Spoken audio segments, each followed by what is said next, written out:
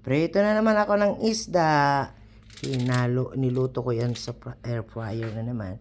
Hinalo ko ito. Yung iba, hinalo ko doon sa gulay. Dinengdeng. Ayan. Papakita ko mamaya yung dinengdeng ko. Oh, ayan. Yan ang hinalo ko. Pero hindi ko alam kung anong pangalan tong isda na to. Ayan. Ayan. Hinalo ko yan sa dinengdeng.